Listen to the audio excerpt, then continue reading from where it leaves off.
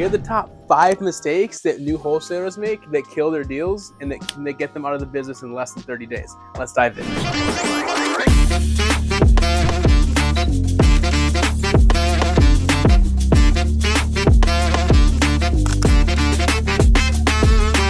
Spots 1 and 2 are the biggest reasons that people's deals fall apart. Even if you're an experienced wholesaler, stick around. Let's see if you're making these mistakes and let's see if you can up your closing ratio. Number 5, neglecting buyer relationships. Neglecting buyer relationships is one of the biggest ways to not find a buyer for your deal. Everyone goes to a networking event, everyone goes and takes on emails and phone numbers, and then when you get a deal, you blast it out to your community thinking that someone's going to buy your deal, but they don't remember you, so they don't know who you are, and they have to only open your email. Maintaining your buyer relationships is essential, and it's going to help you close a lot more deals because people will work with who they like, and if people like you and they remember you, they're going to want to work with you, especially if you know how to find them good deals. Number 4, ignoring legal requirements. That's an awful eye. Number 4, ignoring legal requirements is a damn sure way to either get yourself sued or get yourself a hefty fine. Make sure you know your state's laws. Make sure you're in a state that you can wholesale. If you're not in a state that you can wholesale, you can definitely check us out because we can teach you how to wholesale even though your state doesn't let you wholesale legally, mind you. But make sure you know the legal requirements of your state to make sure you're doing legitimate business. Number 3, underestimating repair costs. Is it one word? Underestimating your repair costs is a surefire way to make yourself not only look like a scrub, but make people not want to do business with you. Serious buyers like to know what the property needs, they like to know the ARV, and they like to know the exact scope of work that they're going to need to buy this property. Make sure you're good with running your numbers because if you can't give them an idea of what the property is going to need, they're probably not going to want to come look at it. They're probably not going to take you seriously, and therefore they're going to not buy your deals, which is what you don't want, which is why you want to make sure you have an accurate idea of how much property is going to need to fix it. Number 2 is just as important as number 3, overestimating the property's value.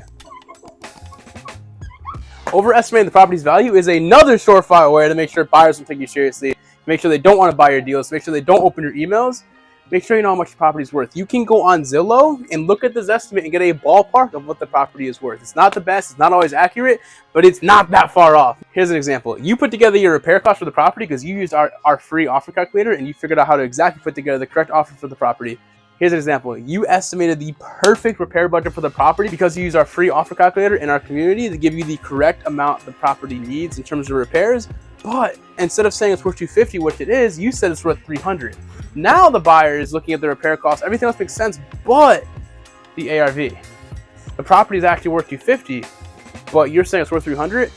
Buyers aren't going to take you seriously. Nobody's going to take you seriously. They're not going to work with you, and they're going to think you do bad business because you're trying to screw them out of money and you're not being fully transparent in their deal. Don't be like that. Make sure you are correct with your values. Make sure you don't overestimate the property's value. And matter of fact, you want to underestimate the value. That way, when they sell it for more and they make $20,000 extra on the deal, they want to come back to you for giving them a good deal. Last but not least, number 1, the one thing that kills so many deals. Number 1, last but not least, the thing that we see killing at least 90% of people in our communities when they first join us. This is what kills their deals. Not doing proper due diligence is the surefire way. I've said that multiple times, but it's the surefire way to ensure that you don't close your deals. If the property has a lien on it, if the property's going into foreclosure, pre-foreclosure, has a blight, anything like that, you need to be able to disclose that to your buyer because if there's additional fees owed on top of the amount that the buyer's already purchasing it for, I can guarantee you, unless there's a lot of meat on that bone, they're gonna back out. It's going to kill your deal. If you're under contract for $100K, you're offloading it for $125K, and the house is worth $200, and it only needs $25,000 worth. There's a small spread for a buyer. But if there's an additional $20,000 in liens, no one's going to want to buy it. They're not going to make any money. They're going to break even. They're going to waste their time. They're not going to work with you. Make sure that you do your due diligence because people want to work with somebody that they trust. If they like you and they trust you, I can assure you they'll do business with you. Do your due diligence. Don't be that guy or girl.